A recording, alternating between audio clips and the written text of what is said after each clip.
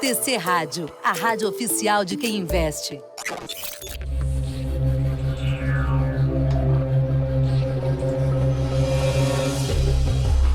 Começa agora os 10 mil deles. O reality cast que faz o seu tempo render. Muito bem, senhoras e senhores, estamos chegando. Dizem que são 3h03, 3 da tarde mais 3 minutos, horário de Brasília. Estamos inaugurando mais um capítulo vivo deste reality cast que tem muita skin in the game. 10 mil reais, Bolsa de Valores, maio de 2020 e cá estamos nós. Daqui a pouquinho são 2 anos, hein? Você respirou aí 2 anos da estratégia. Na semana passada batemos o Ibovespa. Fazia tempo que isso não acontecia com a solidez com que aconteceu, o que deixou a gente feliz. É verdade, no entanto, que nós estamos próximos a 11 mil reais. Tivemos um recuo na faixa dos 3%. O Ibov caiu no mesmo período em quase 2%. Não é uma semana de vitória da nossa estratégia, mas uma semana importante de atualização de racionais. Você vai colher as percepções do gestor de recursos Carlos Castrucci a respeito da política monetária nos Estados Unidos. Afinal, para onde vai a decisão ou conjunto de decisões do FONC? A ata do FONC em relação à decisão última veio hawkish, ou seja, pesada, dura, com o sentido do aperto monetário maior do que o previamente imaginado. Você vai saber também das atualizações no conflito entre Rússia e Ucrânia. Vai se ligar nas evidências de atividade econômica brasileira. Vamos falar também da Petrobras e das idas e vindas do comando da estatal.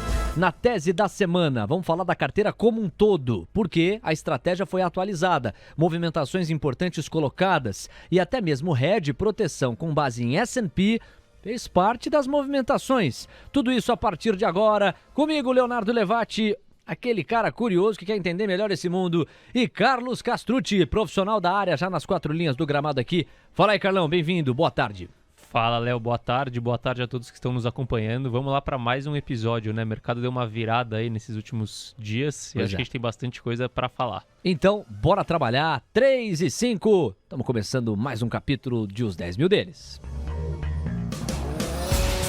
Este é o podcast Os 10 Mil Deles. Um reality que faz o seu tempo render. Carteira de notícias. Muito bem, meus amores, então vamos lá. Por quê? Entre os fatos que a gente separou para dar aquela comentada, inclusive muito obrigado, hein, a você que participa pelo nosso glorioso WhatsApp ou pelo chat do YouTube. Já vou dar uma atenção especial aí para a galera que faz as suas perguntas. Usem e abusem deste nobre gestor de recursos aqui. Qualquer dúvida que você tiver de racional, de macroeconomia ou de empresa, por mais que não seja uma empresa eventualmente que o Carlos acompanhe, ele tem as percepções muitas vezes do setorial, do segmento econômico ao qual pertence a empresa. Então não deixa de participar, seja pelo nosso glorioso WhatsApp, seja pelo chat do YouTube. Carlão, a gente vai começar falando da guerra entre Rússia e Ucrânia. Sempre gosto de colher o teu pitaco desse triste confronto que já chega a 43 dias. É uma triste marca que vai se renovando. E assim, a percepção que eu tenho desde as últimas evidências é que Putin está cada vez mais acuado. Você tem basicamente o dobro das apostas por parte do Ocidente nas sanções contra os russos.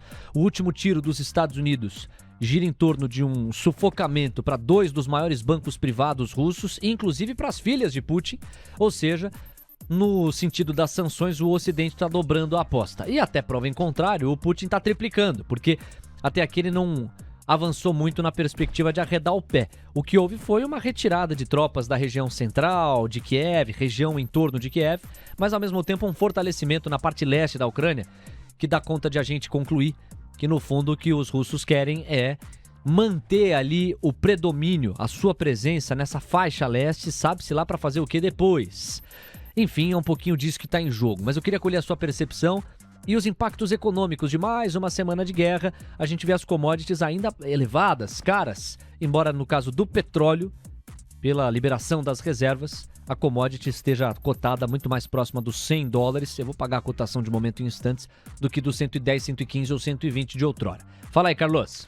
Léo, sim, de novo, né? Quanto mais tempo esse conflito se mantém, mais a preocupação com a inflação global deve se assentar, né? Assim, a gente sabe, eu até trouxe alguns dados aqui por coincidência, acabei de abrir aqui no celular, Léo, assim, da relevância da Rússia e da Ucrânia com relação a commodities, né? A bens considerados como essenciais, no caso de alimentos e no caso de energia, né? Então eu vou pegar aqui uns dados para você, Vai lá. em primeira mão aqui. Quero ver. Ó, pra você ter uma ideia, Léo, Rússia mais Ucrânia, elas juntas, né? Porque assim, vou dar um passo atrás, né?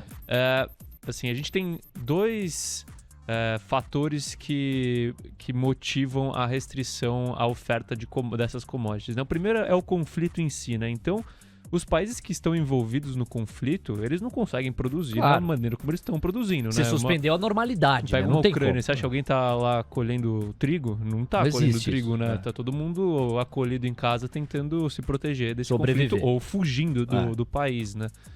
E pra Rússia, é claro que assim, acho que talvez o impacto não seja tão grande, mas mesmo assim os esforços estão voltados para a parte militar. Então esse é o primeiro ponto. Quer dizer, o capital e a energia destinados para as questões bélicas e militares. Ainda que, do ponto de vista territorial e até geográfico, a Rússia não tenha tido que paralisar as suas produções, é natural que o foco esteja dividido agora diante da eclosão do confronto.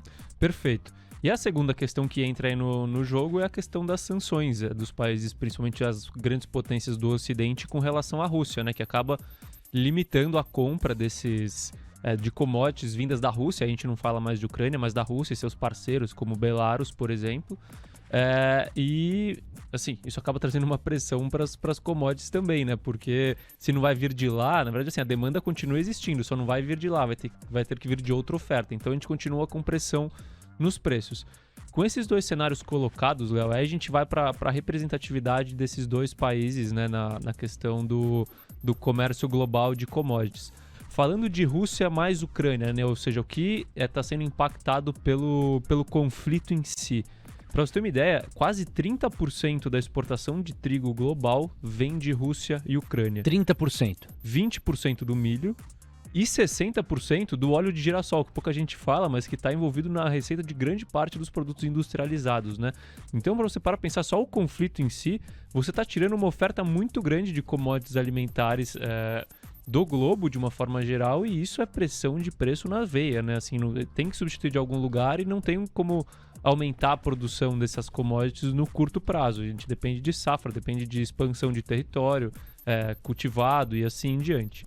E aí, falando da questão das sanções, aí mais especificamente para as commodities energéticas, Léo. Aí falando de Rússia. Bom, a Rússia é 10% da produção global de petróleo, começa por aí, né? Então, você tendo sanções ao petróleo russo, isso acaba trazendo uma pressão para a cotação do petróleo.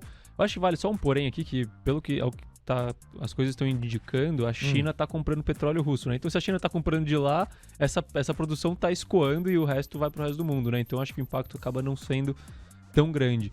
Mas quando a gente fala de dependência energética da Europa com relação à Rússia, para você ter uma ideia, 1/3 do petróleo consumido pela Europa vem da Rússia, 45% do gás natural importado pela Rússia, pela Ucrânia, pela Europa vem da Rússia, e metade do carvão consumido pela Europa vem da Rússia. A gente sabe que a grande parte da matriz energética europeia ela é termoelétrica, principalmente para carvão, e também, é claro, tem a gás natural, também não foge muito do problema.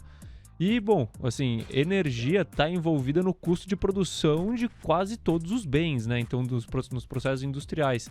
Isso pode gerar um efeito em cadeia inflacionário muito grande, né? Então, assim, o cenário não é bom, assim, para a inflação. É claro que tudo pode mudar a qualquer momento, né? A gente não falava em conflito Rússia-Ucrânia há 3 meses, e agora a gente está falando. Sim. Mas, assim, o que a gente tem de evidências hoje, tudo leva a crer que vai ser difícil o globo, principalmente esses países, a Europa e Estados Unidos, conseguirem driblar esse problema inflacionário que já existia. Então, mas se você me permitir um complemento, é verdade que nós não falávamos da guerra Rússia-Ucrânia quando ela naturalmente não existia, mas nós já falávamos, antes da eclosão da guerra, de uma cadeia pressionada na oferta das commodities diante da retomada econômica global, de uma demanda mais aquecida mundo adentro e de um preço das commodities mais acentuado. A guerra chegou e basicamente escancarou isso, né? Aprofundou isso, intensificou esse movimento, essa esticada no preço das commodities. Isso é um fato, é impossível negá-lo. No fato, ou no fundo, essa guerra Rússia-Ucrânia acentuou um cenário que já era meio distorcido na cotação das commodities. A gente chegou a flagrar, antes da guerra, o minério de ferro chegou a quanto? A tonelada? Nossa, chegou a 220 ali. Dólares, 220 dólares. Então, quer dizer, já havia um cenário de estresse, e esses números que você traz, eles deixam mais palpável a relevância a nível global de russos e ucranianos no sentido das commodities agrícolas ou energéticas, como essas pelas quais você passou. São mercadorias fundamentais que acabam dando suporte e base para várias produções, serviços, produtos. Vamos dar outro passeio por outras faixas e aqui informações, entre as quais aquela sobre os Estados Unidos. Por quê? O Fed divulgou a ata da última reunião do FONC e sinalizou que a política monetária americana deve se mover mais rapidamente até o nível neutro. Você lembra o que é o tal do juro neutro? É aquele que combate a inflação, mas não compromete a atividade econômica. Ou seja, tem que subir, porque você tem uma taxa Fed Funds em 0,25% e uma inflação rodando a quanto? 7, 8. Né? Então, está muito atrás da curva, é o que os economistas mais sofisticados chamam de behind the curve. Então, tem que correr atrás do prejuízo aí. E aí, para além dessa elevação no intervalo de juros nos Estados Unidos, também foi falado sobre a redução do balanço patrimonial do Federal Reserve. E aí você vai me ajudar a explicar essa história para o ouvinte investidor que está com a gente. Por quê? Porque quando a liquidez foi ameaçada diante da chegada da pandemia, o que a autoridade monetária americana fez e todas as do planeta? Vamos colocar liquidez. Você aumenta o nível de dinheiro em circulação para lubrificar as engrenagens da economia, já que em condições normais ela não está mais. Beleza. Como é que isso se deu na prática? Aí que entra o balanço patrimonial do Fed, porque ele comprou muito título e inundou de dólar a economia americana. Agora está começando a se intensificar o movimento contrário, que é os títulos voltam ao mercado e o dinheiro volta para os cofres do Federal Reserve. É exatamente esse o mecanismo. Perfeito, Léo. Assim, a gente viu, essa é uma estratégia que nasceu pós crise de 2008, né, que foi quando começaram os programas de quantitative easing, que chama, né, que é quando o Fed ele não só mais utiliza os juros como uma ferramenta para tentar estimular a economia, mas ele tenta fazer uma política monetária alinhada a uma política fiscal, né? E aí eu vou entrar no detalhe, para conseguir estimular a economia, então trazer dinheiro para a economia, né? E ao mesmo tempo conseguir controlar as taxas de juros de longo prazo, né? Porque se ele está comprando os títulos tendem a se valorizar, os títulos de longo prazo, e ele se valorizando significa que a taxa demandada está caindo, né? Aquela relação inversamente proporcional. E o que é essa política monetária aliada à política fiscal, né? Assim, o que o Fed está comprando, tem comprado de títulos, né? Principalmente títulos públicos americanos, né? De longo prazo. Então, assim, quando o Fed compra, sai do balanço dele o dinheiro, mas vai para o bolso de quem? Vai para o bolso do governo americano. E aí o governo americano pega e utiliza esse dinheiro para ou distribuir renda, ou investir em infraestrutura, estimular algum determinado setor, dar crédito subsidiado e assim em diante. Então, assim, esse foi um mecanismo que foi utilizado com muita força, foi utilizado com força desde 2010 ali, mais ou menos, e com uma força talvez exagerada, conforme a gente está vendo agora na pandemia, né? Para a gente ter uma ideia, ali em 2017, mais ou menos, quando se falava em redução do balanço do Fed, esse balanço estava com 4,5 tri de ativos, mais ou menos. Pô, pós-pandemia foi para 9 tri.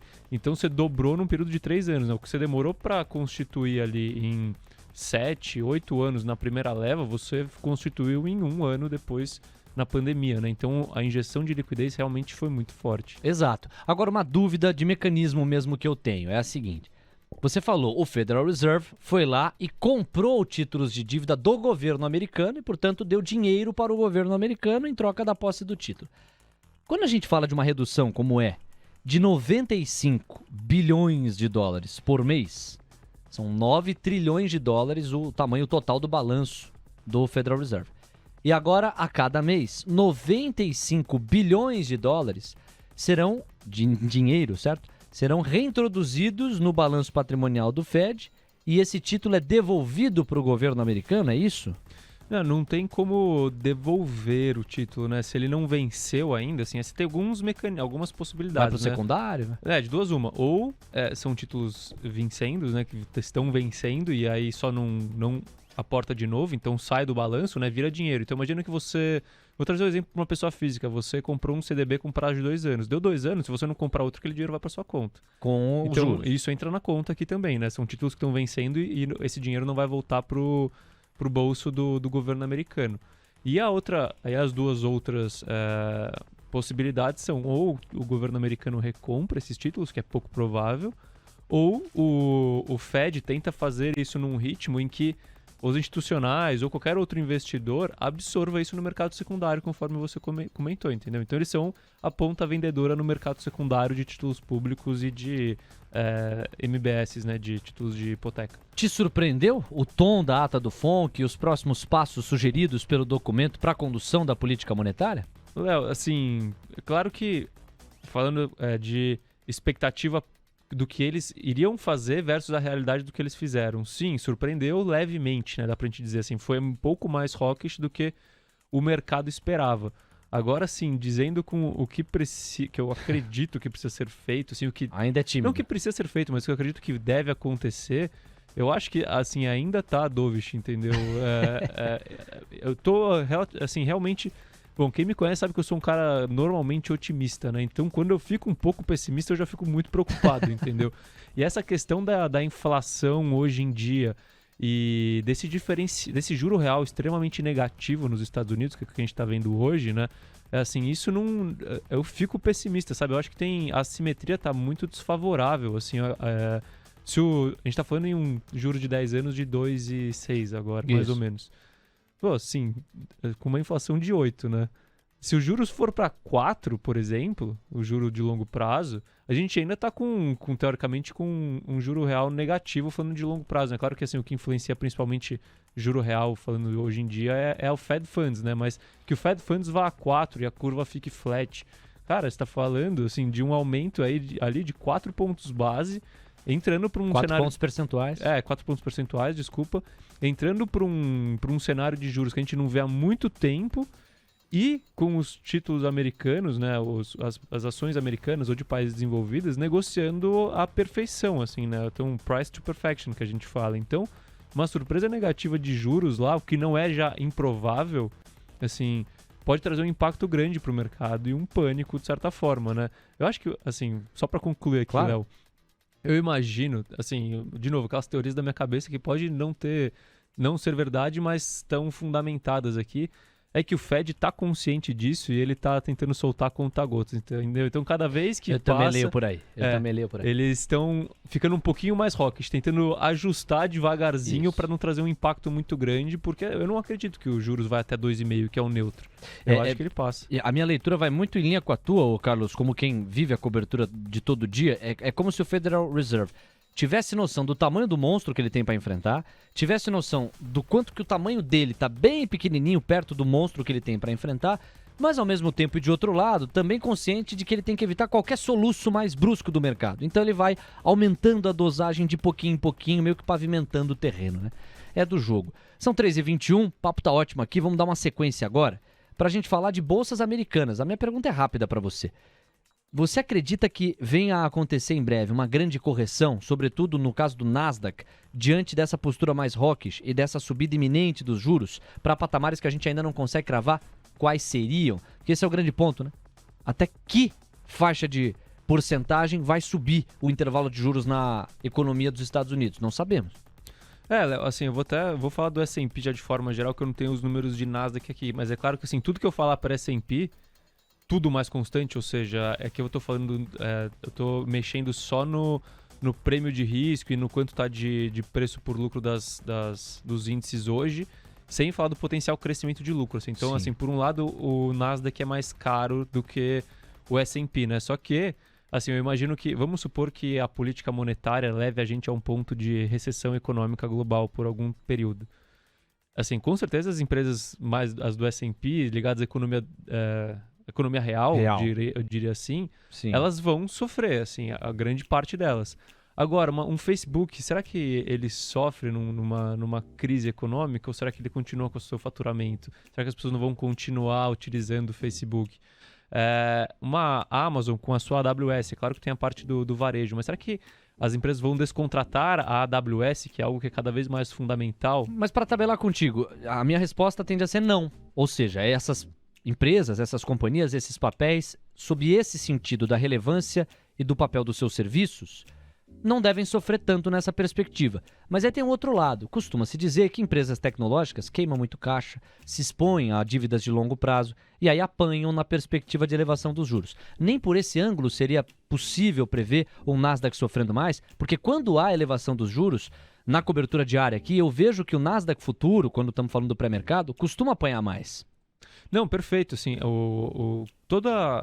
quanto maior o múltiplo preço por lucro, né, os múltiplos de negociação da empresa, mais ela sofre na sua cotação com o aumento de juros, porque, de novo, naquela máxima, quanto maior o preço por o múltiplo, maior parte do valor da empresa está nos caixas futuros que ela deve gerar.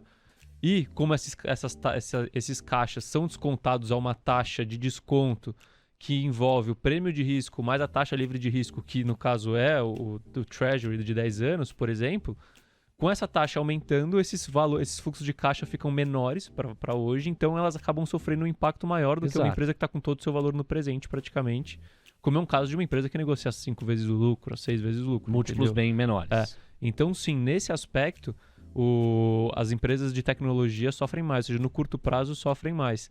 Mas se são empresas que conseguem manter a sua capacidade de crescimento, porque a gente está falando de relação preço por lucro, né? Então a gente tem duas variáveis, a gente tem o preço e a gente tem o lucro. Então, vamos supor que uma empresa, eu vou pegar o caso de Amazon, tá? A Amazon negocia hoje mais ou menos 60 vezes lucro, tá? Para arredondar. Se a gente tem um aumento de juros, assim, não tão expressivo, esse múltiplo justo cai para mais ou menos 40 vezes lucro. Então você fala, pô, uma correção aí de 33%. Só que, assim, ao longo do tempo, essa empresa vai continuar apresentando um crescimento no denominador, ou seja, de lucro, na casa de 20% ao ano.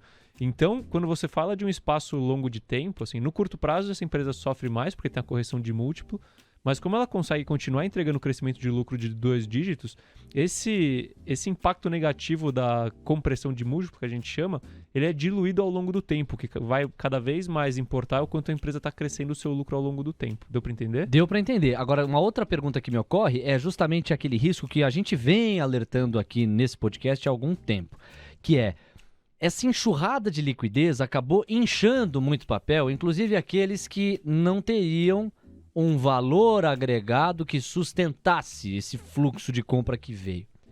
O Nasdaq também não sofre este risco? Quer dizer, num cenário em que você reduz liquidez e aumenta a capacidade de um investidor ter mais critério, mais rigor na hora de alocar os recursos, o Nasdaq não ficou muito esticado? Também queria te ouvir nesse sentido.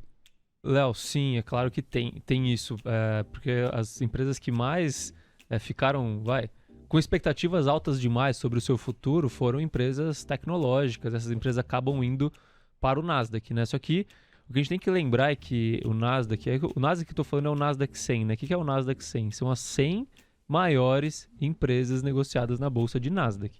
Então, assim, o que é... Se você pegar... Agora não tem os pesos, tá? Até se quiser pesquisar rapidinho. O quanto que Google, Facebook, Apple, Microsoft, Tesla e Amazon, não sei se eu já falei, representam do Nasdaq, entendeu? Assim, já deve ser um valor muito relevante. Então, assim, essas empresas com capitalização de mercado muito alta, elas tendem a ter menos dessa questão de um excesso de otimismo sobre o futuro da empresa sem que a empresa entregue resultado hoje, entendeu? Eu acho que, assim, com exceção de Tesla, que tem muito valor lá na frente, todas essas outras que eu comentei aqui, elas negociam em relações de preço por lucro de 20, pouquinho, 30, Amazon a 50, 60, então assim, que para essas empresas não é tão absurdo. Não é exagero. Elas entregam um resultado. E para eu te complementar, né, aqui numa rápida pesquisa, de fato o peso, o grosso do Nasdaq está em torno de Apple, Microsoft, Facebook, que agora é a Meta, Amazon e Alphabet, que é a holding dona do Google. Então, você praticamente gabaritou aí a lista, salvo engano, faltou Microsoft, ou então se você falou, reforço aqui. Só isto aqui, no artigo que eu estou pegando, representa praticamente metade ou mais do Nasdaq. Então, é muito forte para a gente pensar na performance média das 100 empresas, né? Então, isso aqui, se você pegar 50% do Nasdaq, estará próximo ou com bastante peso dessas empresas. É só gente campeã, né? Apple, Microsoft, Meta, Amazon e Alphabet, a holding dona do Google. Muito bem, Carlos Castrucci, seguimos aqui em Papo Tá Bom e agora a gente já passeou por commodities, acho que vale colocar apenas para pecar por excesso aqui, que a cotação do petróleo deu uma boa de uma diminuída em função do posicionamento da Agência Internacional de Energia, que optou por liberar 120 milhões de barris de petróleo das reservas para conter os preços. Com isso, a gente vê um petróleo muito mais calmo. A cotação de momento mostra o Brent a $100. $100 com 14 centavos. Fazia tempo que nós não víamos esses $100. Lembre-se que nós chegamos a, 139, pode ser? É uma madrugada aí de domingo, Exato, e chegou-se a especular que o petróleo poderia avançar para os $200. E nós temos o petróleo agora, o Brent, que é a referência para a Petrobras, em $100. E o minério de ferro, Carlos, que chegou a subir, tocou o patamar dos $160 a tonelada. Léo, assim, o petróleo... É difícil falar para onde ele vai agora, né? Assim, é bom saber que ele tá mais para casa dos $100 de novo, falando do ponto de vista de inflação brasileira, ainda mais com o dólar mais baixo, né? Mas assim, ainda tem muita coisa para acontecer.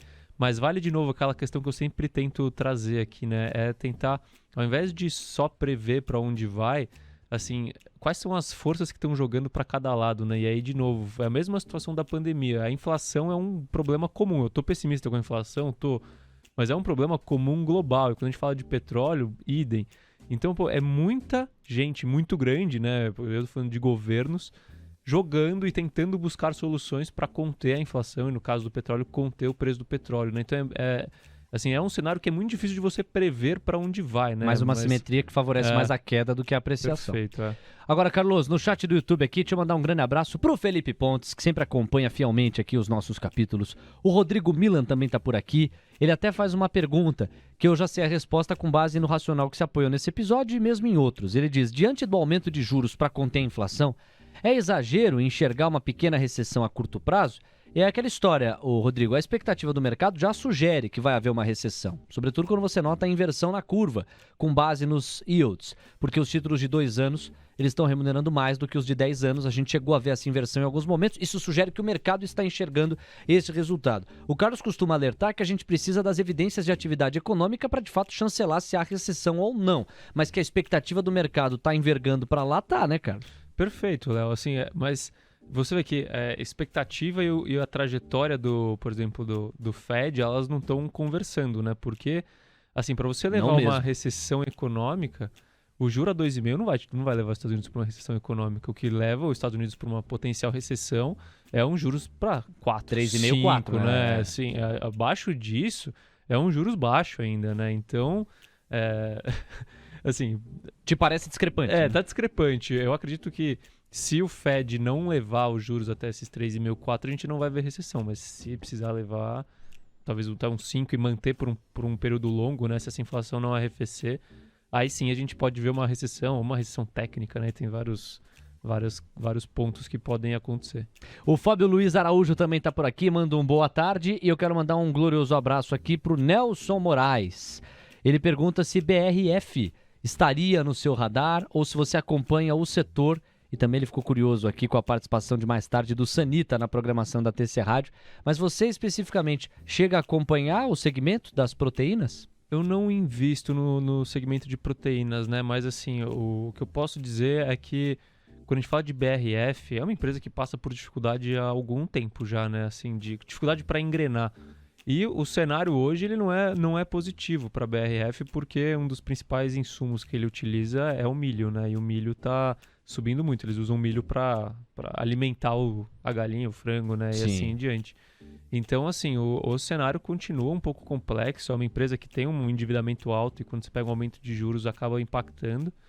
Mas, por outro lado, é uma empresa que, assim, perto do que ela pode entregar se ela estiver correndo bem, ela tá barata, mas não é, assim, é uma empresa que é bem complexa, precisa analisar muito a fundo para dar uma opinião de tá barato ou tá caro. Acho que é importante só saber o que olhar, né? E demanda também por frango global, acho que isso é importante. E antes da gente mergulhar na nossa carteira especificamente, saber do ponto de vista estratégico o que há de atualização, de novo racional, o que há de mais fresco, quente mesmo, na visão do Carlos de mercado e como isso se traduziu na recomposição da nossa gloriosa pizza, vamos passear pelo Brasil. A gente teve a questão da Petrobras, um fracasso em relação à sucessão. Primeiro se tentou o Adriano Pires, depois o Rodolfo Landim em paralelo, no caso do Conselho de Administração. Entre idas e vindas, José Mauro Ferreira Coelho, ex-secretário de Petróleo e Gás do Ministério de Minas e Energia, foi então o nome indicado. A apreciação será no dia 13 de abril na Assembleia da Petrobras. A indicação, no caso de Márcio Weber, é para encabeçar o Conselho de Administração da estatal, que é bem importante. Carlos, assim, me parece que o mercado digeriu relativamente bem a questão da Petrobras, o nome indicado, né? O papel vive um viés de alta durante a manhã, uma alta que foi bastante forte, chegou a mais de 2%, 2,3%. Me parece que aquele eventual ataque à política de preços, que em alguns momentos, sobretudo na saída do Roberto Castelo Branco, chegou a ser cogitado, está ficando cada vez mais distante e as pessoas estão entendendo, até mesmo que eventualmente o Bolsonaro tenha jogado para a torcida, como quem diz, eu sou contra essa alta aí no preço dos combustíveis, então, Silvio Luna, tchau. E aí eu coloco outro que faria exatamente a mesma coisa que o Silvio Luna fez. Assim, você matou a minha tese aqui com relação a essas trocas de presidente na Petrobras, né? Assim, a minha visão é que o Bolsonaro, equipe econômica, quem quer que seja, não tem interesse nenhum em mexer na política de preços da Petrobras. O que eles têm interesse é em colocar a culpa em alguém, entendeu? Acho que até por isso que a gente tá vendo algumas recusas de convite, né? Porque o cara já sabe que, assim, na verdade, hoje em dia, o presidente da Petrobras ele não precisa fazer nada, assim, ele não atrapalha e serve como bode expiatório na hora que dá um BO, entendeu? Ele sobe a gasolina e toma Bolsonaro fala mal, ele manda embora, então por isso que ninguém quer assumir, né? Como que você vai assumir uma empresa sabendo que na hora você tá lá para ser o próximo bode expiatório do próximo aumento de preço de combustível, né? Putz, cara, eu acho que é exatamente isso também. A tua leitura é muito parecida com a minha. Eu não vejo muita brecha, porque é isso, a empresa ela já está muito redonda, depois da gestão, já no governo Temer. Do Parente, né? O Parente, é Pedro Parente, Pedro né? Parente e aí começou, exato. Né? E aí o Roberto Castelo Branco, você teve uma sequência muito positiva e técnica para a Petrobras. E aí a coisa começou a andar sozinha, né? Mas você vê que até o mercado já meio que tá com essa mesma interpretação que a gente, né? Porque, assim, a gente teve... Nossa, eu lembro até hoje. Primeiro foi o Pedro Parente, né? Aí teve greve dos caminhoneiros. Que foi uma bomba, E aí né? pressionaram. E aí o Pedro Parente pediu demissão. Nossa, eu lembro até hoje que era uma emenda de feriado. Eu tava descansando, tive que ir pro escritório pra resolver essa bomba aí que eu tinha Petrobras na carteira. E aí, o mercado cai 20%, né? No Petrobras no dia. Aí entrou, acho que se não me engano foi Ivan Monteiro, que era o CFO, virou CEO da Petrobras, continuou na mesma toada, tudo bem. Aí trocou pelo Castelo Branco. Aí o Castelo Branco continua tudo bem, aí manda o Castelo Branco embora e começa aquele alvoroço. Não, agora ferrou. Aí despenca de novo. Porque foi a primeira troca no governo Bolsonaro. Quer dizer, o que vai vir pela frente, né? E aí Petrobras de novo, caiu, sei lá, seus 20% num dia, né? E, bom, aí entrou o Silvio Luna, viram que não mudou nada, e quando mandou o Silvio Luna embora, acho que o mercado já pensou, falou, bom, vai ser já sabemos o que sempre, assim, é só esperar pra ver se não vai vir alguém ruim, se não vier alguém ruim, a gente sobe, enquanto a gente não sabe, fica ali de lado. Bom, irmão, vamos falar então do que aconteceu com a Bolsa especificamente, porque o Ibovespa recuou 1,7%, ali nos 118.228 pontos. Você fala, não, vocês estão malucos, o Ibovespa não está nessa pontuação agora, para você que nos acompanha ao vivo. Não é que a gente toma sempre por base o fechamento do dia anterior, até para ver como a nossa carteira performou no mesmo período. Carlos, a gente vê uma realização no caso de algumas empresas relacionadas a commodities, a gente viu esse movimento, e a gente também vê o fluxo estrangeiro, essa no fundo é a notícia, dando uma certa estancada. A torneira deu uma fechada e aí você vê o quanto que a gente depende do gringo, né? Eu fico me colocando ainda mais no lugar de um investidor fundamentalista, porque o investidor que vai mais para especulação, que vai surfar as ondas de curto prazo, que é legítimo, certo? É do jogo no mercado financeiro também. Esse cara vai e follow the money. Ele está preocupado em saber aonde é que está o fluxo, para onde o dinheiro está girando para você surfar a próxima onda. Quando eu me coloco no teu lugar, no lugar do Felipe Pontes, no lugar do Hugo Queiroz, ou seja, gestores que estão mais assentados na escola fundamentalista, você não está preocupado com o fluxo. Você está preocupado com a solidez da empresa, com os resultados e as fotografias dela, com o ciclo econômico ou a macroeconomia do país para projetar resultados futuros, né? Fluxo de caixa futuro. E aí, basicamente, se a relação entre preço e valor estiver favorável, você vai aportar e vai esperar. Então, assim, me parece sempre uma fotografia amarga essa, do quanto a gente depende dos caras de fora e o quanto que a entrada dos caras de fora demora a escoar para outras empresas, por exemplo, as domésticas. Geralmente é Vale, Petrobras, para depois contagiar os outros papéis, né? Léo, assim, falando de desempenho da Bolsa especificamente, né? Você vê que a Bolsa ainda caiu pouco perto do que foi a real fotografia das empresas e mesmo comparado com o mercado externo, né? Você pegar a Nasdaq, que nesse mesmo período caiu 3,5%. Mais, Eu acho que S&P caiu 2,6%. Então, assim, o que está segurando mesmo é Petrobras. Não foi nem commodities de uma forma geral, né? Foi Petrobras e Vale, né? Especificamente. Foram os dois papéis.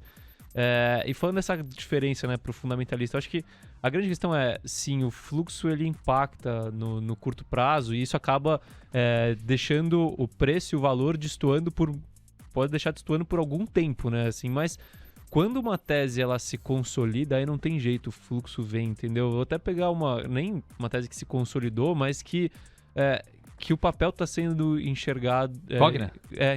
Que as pessoas estão enxergando em outro patamar. Agora, o que é Cogna, assim? A gente viu que Cogna, num período de um mês, saiu de 2,20, 2,12, na verdade, acho que foi a mínima, chegou a bater 3,10 e agora, assim, teve uma correção, mas mesmo assim tá beirando os 2,90, 2,80 e pouquinho. Então, mesmo com essa correção grande que teve e com a economia doméstica de uma forma geral apanhando as empresas da economia doméstica, Cogna continua forte. Por quê? Porque realmente enxergaram essa mudança de fundamento, que é o que o fundamentalista busca, né? Então, assim, é a diferença de prazos, né? Assim, o fluxo vai impactar curto, mas o fundamento a longo ele prevalece. Então, se a empresa está entregando valor, a hora que o mercado volta à normalidade, o preço da empresa vai refletir o valor dela. Bom, vou pagar o que eu estava devendo então. Os papéis da Petrobras agora subindo 4,6% em média. Aqui vai uma provocação daquelas positivas como sempre, né, Carlos? A parte de commodities na nossa estratégia, e aí eu já faço a transição para falarmos dela especificamente, ela é mais tímida. Nós estamos expostos a CBA, ou seja, a alumínio, e tem alguma outra? Tem Klabin, celulose. Tem, direta e indiretamente, Raizen, né? Raizen Energia. A Raizen Energia, sim. Agora, a provocação que fica é, hoje mesmo eu conversei com o Vitor Souza, que é nosso amigo, né? Eu tava acompanhando. Você acompanhou o menino. Uhum. Ele é analista, você que tá aí do outro lado, ele é analista de saneamento e energia lá da Genial Investimentos. E aí mais cedo eu tive a oportunidade de conversar com ele. Foi uma conversa, maravilhosa. E aí ele falou, olha, o petróleo nunca foi tão importante. Relativizando um pouco aquela narrativa muito romântica de uma agenda ESG, que esquece da preocupação com a execução muitas vezes, dependendo do ator que a reverbera, a verbaliza, dizendo que o petróleo vai ser muito mais importante ao longo das próximas, ele coloca nos próximos 50 anos, mas sobretudo na próxima década, do que muita gente aí pensava. Porque é muito bonito no papel, você fala, abandone combustíveis fósseis, vamos para energia solar, energia eólica. Quem não queria isso? Mas a questão é a execução e a viabilidade disso, porque o petróleo, com todos os defeitos que tem, e claro que tem, sobretudo do ponto de vista ambiental, é o mais acessível, barato e basicamente o que fomentou, sustentou o profundo crescimento econômico pelo qual a humanidade passou nos últimos 2 ou 3 séculos. Simples assim, exclua o petróleo da conta e nós estaríamos, mas muito atrás na perspectiva de crescimento, motorização, velocidade das coisas. Nem se compara transporte, escoamento, fluxo, movimentação econômica. Então assim, a provocação que eu te endereço é, será que você avalia como gestor olhar para o petróleo, ou até para as Junior Oils, como é o caso de uma 3R Petroleum, vem sendo muito comentada, tentando surfar nessa tese da relevância da commodity nesse horizonte maior, porque é longo prazo. Se fosse uma coisa de curto prazo, eu não veria sentido em te endereçar. Mas é longo prazo, ainda mais com base no racional do Vitor que você ouviu hoje mais cedo. Perfeito. Assim, aí, claro, a gente tá falando sempre de hipóteses, né? Mas a minha visão com relação a futuro do petróleo, assim, é claro que a gente vai passar por uma transição. A meta do globo é passar por uma transição até 2050, né? Buscando a neutralidade do carbono. Então, é um prazo muito longo. Mas por que o petróleo, assim, ainda hoje tem tamanha relevância, né? Porque é a forma de energia, né, mais barata que a gente tem, né? Assim, é o melhor custo-benefício que existe de energia hoje, é o petróleo.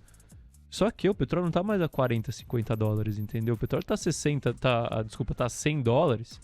E o petróleo a 100 dólares e com esse problema de oferta, na minha visão, isso só estimula os governos, de novo, estou falando das pessoas mais fortes, a buscarem soluções alternativas ao petróleo, porque o petróleo está sendo um dos grandes causadores, o petróleo e os outros combustíveis fósseis, né, e emitentes de gás carbônico em excesso, como é o caso do carvão e do gás natural também. Então, assim, com essas commodities caras, você tem 2 estímulos aí. Um estímulo falando de forma direta, que é o estímulo à produção, ao aumento de produção dessas commodities, ou seja, você tá aumentando, vai tentar aumentar a oferta de longo prazo. Então, sim, pode ser que a gente veja aumento de oferta. E a outra questão indireta é, bom, isso daqui a gente já está querendo, imagina, na cabeça de um governante bem intencionado, né? Vou colocar assim, bom, a gente já está em busca de alterar a matriz energética global porque o carbono é insustentável, assim, o queima de petróleo é algo insustentável, tem a questão do aquecimento global e a gente precisa tirar, não tem outro jeito. A energia é o que está envolvido em todos os processos. E o petróleo a gente não pode mais emitir esse nível de carbono. Mas o petróleo, até pouco tempo atrás, era o mais barato. Assim, você ia trocar, assim, qualquer coisa equivalente, você ia pagar pelo menos o dobro.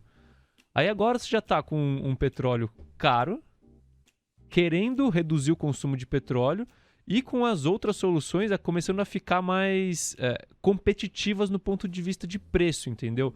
Então, será que essa alta no petróleo indiretamente não vai causar uma aceleração no processo de transição da matriz energética global, entendeu? Eu acredito que esse é um cenário que eu acredito que é plausível, que é possível, entendeu? Uma aceleração no processo que é o do Buca também, o Buca pensa assim. É a aceleração do processo de transição energética, porque uma coisa é você estar com o petróleo a 30, 40, que aí fala, pô, é impossível competir. Com o petróleo a 100, já é fácil competir, assim, você pegar nos Estados Unidos o preço do carro elétrico, fazer as contas todas, assim, eu lembro que assim, para ficar elas por elas, o carro elétrico com o petróleo, o galão de gasolina nos Estados Unidos deveria estar na bomba na casa de $3,20, $3,30. Tá 4 e qualquer coisa, entendeu? Então, hoje, se você for considerando que o petróleo fique nesse mesmo nível, hoje, por exemplo, é mais barato você ter um carro elétrico nos Estados Unidos do que você ter um carro movido a combustão.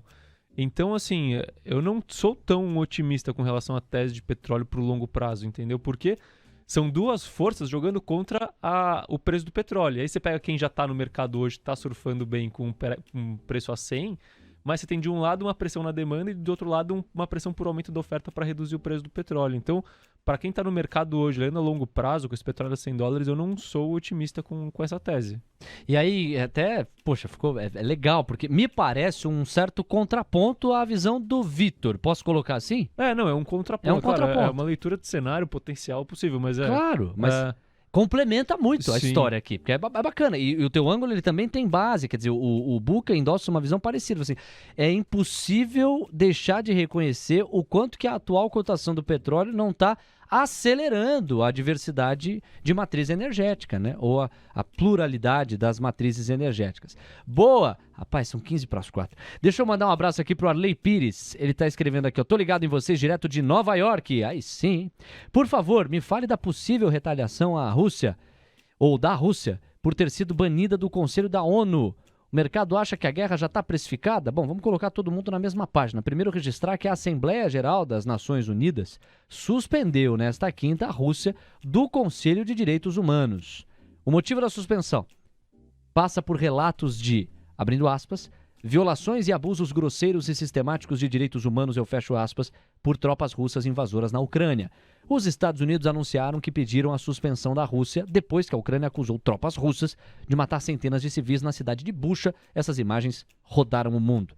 A resolução adotada pela Assembleia Geral, de 193 membros, expressa essa retaliação contra os russos. Olha, desde que a invasão russa começou no dia 24 de fevereiro, a Assembleia Geral adotou 2 resoluções denunciando a Rússia, com 141 e 140 votos nesta mesma ordem a favor. É importante complementar dizendo que a votação foi uma iniciativa dos Estados Unidos e a gente está acompanhando aqui consequências. A pergunta do Arley me parece... e o Brasil se absteve, tá? Isso é importante. O Brasil se absteve nesta votação, não se posicionou. E aí, colocar aqui um ponto importante, porque o Arley, no fundo, está perguntando sobre uma eventual resposta da Rússia. Me parece que esta evidência entra naquela mesma caixinha de outras evidências, de uma Rússia cada vez mais isolada. E quando você tem alguém muito acuado, fica ainda mais imprevisível imaginar o que esse alguém pode fazer, né? Perfeito, Léo, mas assim, eu acho que essas questões, assim, até... Assim, é muito mais uma questão, de politicagem, assim, né? Assim, o efeito... Do que efetiva. Assim, não é algo efetivo, né? Não muda muita coisa pra Você se refere à ONU, né? Claro. Não, assim, não muda muita coisa pra Rússia estar no Conselho, assim, do ponto de vista econômico, Sim. né? Congelar banco, sim. Dado o que tá acontecendo no cenário, né? Não faz muita diferença você estar ou não no Conselho de Direitos Humanos da ONU, né? Assim, é mais uma questão de, simbólica, né? Simbólica do que efetiva, assim. Então, imagino que assim, não vai mudar nada que o Putin faria daqui pra frente, estando ou não nesse conselho hoje em dia. É um capítulo simbólico a mais, mas de fato, quando você compara com a efetividade de outras sanções pelas quais os russos passaram, tem até um peso menor, né? São 3h48. Com isso, a gente vai para a carteira como um todo e temos os últimos 10 minutos do programa voltados para isso. Quais foram as alterações? O que é que temperou teu racional nesses últimos dias? Como é que anda a nossa carteira? O que você fez? Léo, o racional continua aquele mesmo que a gente comentou há 2 episódios atrás, né, que foi sobre o meu pessimismo com relação à inflação global e os cenários potenciais que a guerra pode trazer para o desempenho dos países envolvidos na guerra diretamente, né, e do cenário potencialmente benigno para o Brasil, dado a nossa neutralidade no conflito, a nossa distância no conflito e a nossa autossuficiência de commodities, tanto energéticas quanto agrícolas. A gente é praticamente autossuficiente em tudo. Então, Sim. Claro que a gente tem impactos, mas são pequenos. Bom, dito isso, a minha cabeça ela continua otimista com o Brasil e não tão otimista com o mercado externo, né? Principalmente esses que são price to perfection que a gente fala. Então, assim, racional, né? Discricionariedade mudou 0. Só que a gente vem comentando que eu tenho aquela ferramenta de momentum que vai me indicando quando eu devo reduzir posições, e quais posições e assim em diante. E o que aconteceu, na verdade, na carteira é que entre segunda, terça e ontem, né, quarta-feira, essa ferramenta começou a me indicar a venda de redução de risco das minhas posições. Então, eu acho que a grande notícia hoje, né, e isso altera muito de acordo com essa ferramenta, né? Então, assim, semana passada eu estava com 97% alocado e 3% em caixa. E hoje? Hoje eu tô com 25% em caixa, entendeu? Então, quanto você tinha de caixa na semana passada? 3%. Caramba! E agora a gente tá com 25% em caixa, porque todas as posições praticamente foram reduzidas, assim, indicando uma desaceleração no movimento, talvez uma correção que pode ser pequena. Agora, eu posso classificar essa ferramenta como grafista? Ela é gráfica ou não necessariamente? Estatística. Ela é estatística, tá? Então ela vai lá e identifica essa mudança de tendência no curto prazo e te sinaliza. Você, Carlos, agora a pressão vendedora está se acentuando, pode haver viés de correção, toma cuidado. Aí você reduz posição e aumenta a caixa, é isso? Perfeito, fala, essa empresa aqui perdeu momentum, pode ser que o preço corrija. E aí eu tenho uma política que eu reduzo sempre 1/3 do risco das minhas posições quando essa sinalização ocorre. Quando volta para a sinalização de compra, eu volto com a minha posição cheia, entendeu? Então eu tenho uma meta. Agora eu fiquei curioso. Se a tua ferramenta está apontando que pode haver uma correção para baixo num determinado papel, por que você reduz 1/3 em vez de, por exemplo, 2/3, dando o benefício da dúvida para o sentido oposto, entendeu? Fiquei curioso. Por que a redução é de 1/3 e não da maior parte? Acho que assim, tem duas questões aí principais, né? A primeira questão é que o que eu busco mesmo é o resultado com base na minha análise fundamentalista, né? Então eu confio mais na minha análise do que na minha ferramenta estatística, entendeu? Sentido. Então esse é o primeiro ponto. E o segundo ponto, então assim, eu quero continuar com a minha posição, eu só estou reduzindo o meu risco. Perfeito. O que a longo prazo, se a minha ferramenta for boa, vai me agregar valor e reduzir volatilidade. E o segundo ponto é legislação. Legislação. Eu sou um fundo de ações, então eu não posso ter menos do que 2/3 do meu fundo alocado em ações. Putz, entendeu? Esse é até mais importante que o primeiro. Mais importante. Que assim, até e não é, né? Assim, claro, porque se tudo der venda simultaneamente, eu vou acabar tendo que ficar no máximo com 1/3 do fundo em caixa. Mas só que acho que a grande coisa que agrega valor dessa ferramenta é que não é tudo sincronizado, entendeu? Então, normalmente, quando algumas coisas estão dando venda, outras coisas estão voltando a dar compra. Então, eu acabo sendo uma alocação, assim, que vai sendo circular, né? E você vai pegando sempre o momentum das empresas.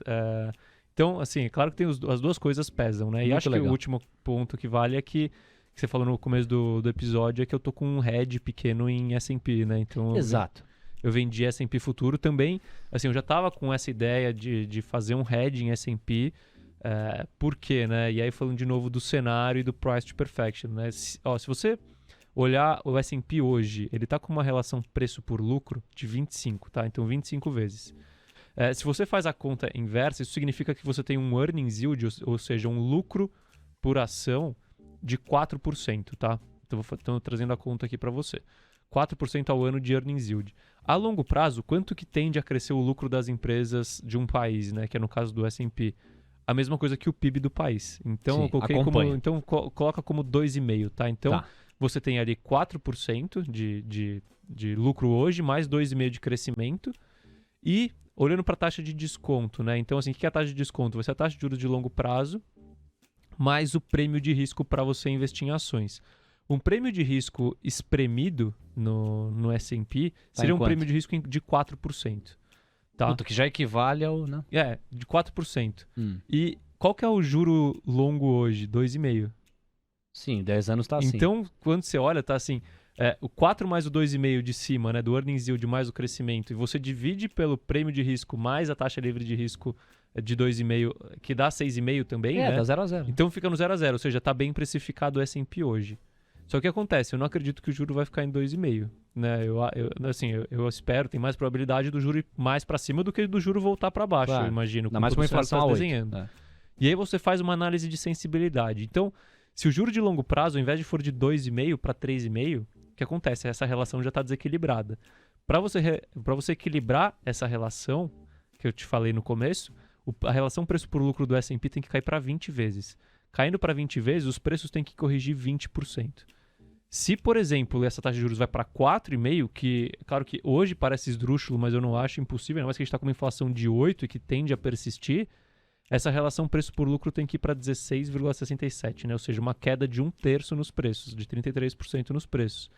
Então, para mim, a assimetria lá, ela não está tão favorável. Como o cenário está ruim e caso lá caia, aqui também vai sofrer reflexos, eu optei por começar a fazer um pouco de hedge quando a minha ferramenta indica que está no momento de vender S&P, entendeu? Então, como deu essa sinalização recente, eu fiz um hedge que equivale a 10% do fundo, ainda é pequeno, em S&P futuro, vendendo o S&P futuro. Então, resumindo, hoje a gente está com uma carteira bem defensiva, eu diria, porque a gente está com 25% em caixa, mais um hedge de 10% em S&P. Então, é um beta bem baixo, né? Sim. Agora, uma dúvida de timing para você.